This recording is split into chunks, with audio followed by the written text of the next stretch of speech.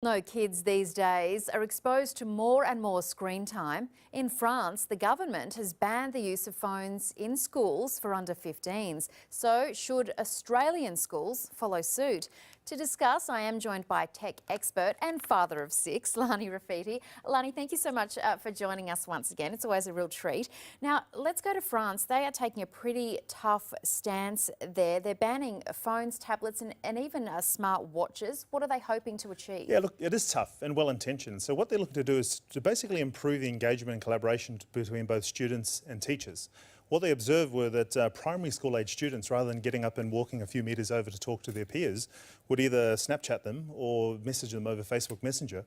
And more disturbingly, during breaks and lunches, rather than engaging with each other and playing in their environment, they were actually preferring to be on their smart devices. And there's another couple of things, the very real problems of reduction in cyberbullying, as well as smartphone or social media addiction. Yeah, it is just so different to when we were growing up. What is the Australian government's position on this? Well, interestingly enough, the Federal Education Minister, Dan Tehan, has sort of preempted the debate. And he said that he would support any state government or any school to actually implement the ban. So the New South Wales Education Department has actually started a study into it. So we don't have enough sort of meaningful data to work with. But, you know, I'm sure the Queensland Education Department is looking at that New South Wales study very carefully.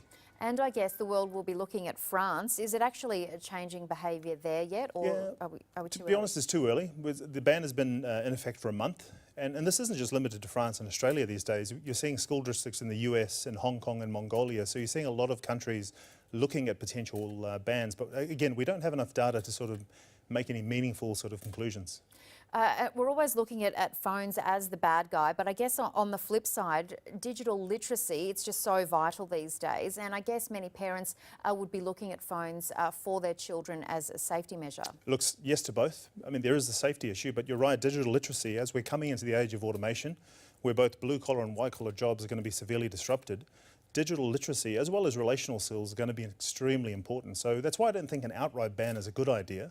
I'd like to see a more balanced approach, but I think we should wait for the data to come out of the New South Wales study before jumping to any conclusions. Yeah, real food for thought there. Lani Refiti, as always, thank you so much for your You're insight.